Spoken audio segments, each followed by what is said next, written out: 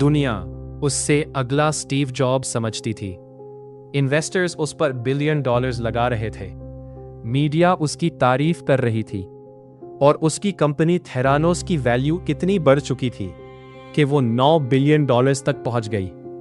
लोग कहते थे कि एलिजाबेथ होम्स मेडिसिन की दुनिया बदल देगी। उसका दावा सिंपल था, सिर्फ एक बूंद खून और उस एक बूंद से सैकड़ों मेडिकल टेस्ट्स। इस काम के लिए उसने एक मशीन बनाई थी जिसका नाम था एडिसन। एलिजाबेथ का कहना था कि एडिसन मशीन इतनी एडवांस्ड है कि बड़ी लैबोरेटरीज की जरूरत ही नहीं रहेगी।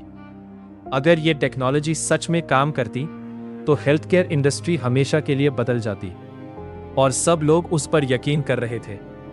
इन्वेस्टर्स, डॉक्टर्स, पॉलिटिशियंस, मीडिया, सब। लेकिन एक प्रॉब्लम थी, एडिसन मशीन काम ही नहीं करती थी। और सबसे हैरान करने वाली बात, कंपनी के अंदर काम करने वाले कई एम्प्लॉयज को यह बात पता थी। उन्होंने देखा था कि मशीन बार बार गलत रिजल्ट्स देती थी। कभी टेस्ट्स फेल हो जाते थे, कभी रीडिंग्स गलत आती थी और कभी मशीन बिल्कुल काम ही नहीं करती थी।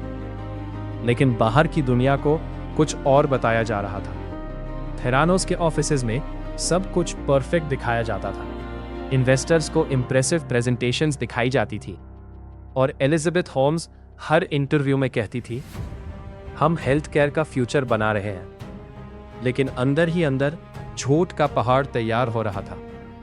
फिर एक दिन कंपनी के कुछ फॉर्मर एम्प्लॉयज ने फैसला किया कि अब सच बाहर आना चाहिए। उन्होंने जर्नलिस्ट से कांटेक्ट करना शुरू कर दिया। लेकिन एक प्रॉब्लम थी, एलिजाबेथ होम्स बहुत पावरफुल थी। उसके बोर्ड में फॉर्मर मिनिस्टर्स, जनरल्स और इन्फ्लुएंशियल लोग मौजूद थे। कोई भी उसके खिलाफ बोलने से डर रहा था। लेकिन फिर वॉल स्ट्रीट जर्नल के जर्नलिस्ट जॉन कैरेरू ने इन्वेस्टिगेशन शुरू कर दी। जितनी ज्यादा इन्वेस्टिगेशन होती गई, उतने ही ज्यादा राज सामने आते गए। आखिर थेरानोस अपनी टेक्नोलॉजी एक्सपर्ट्स को वेरीफाई क्यों नहीं करने देता? आखिर एडिसन मशीन को इंडिपेंडेंट टेस्टिंग के लिए क्यों नहीं दिया जाता? और अगर टेक्नोलॉजी इतनी कमाल की थी तो कंपनी सीक्रेटली दूसरी लेबोरेटरी मशीन्स क्यों इस्तेमाल कर रही थी?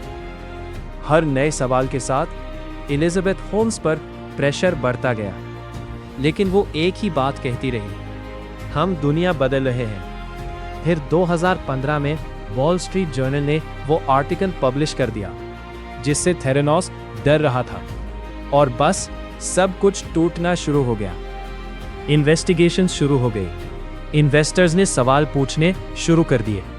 रेगुलेटर्स ने कंपनी की जांच शुरू कर दी, और धीरे धीरे $9 बिलियन की थेरानोस एम्पायर गिरती चली गई। जिस औरत को दुनिया अगला स्टीव जॉब्स समझती थी, अब उस पर फ्रॉड के इल्जामात लग रहे थे। और आखिरकार एलिजाबेथ होम्स कोर्ट में खड़ी थी। ये कहानी सिर्फ एक कंपनी की नहीं थी।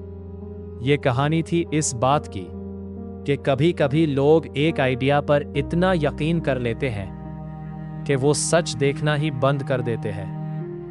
और इसी तरह थेरानोस और एडिसन मशीन का राज आखिरकार पूरी दुनिया के सामने आ गया।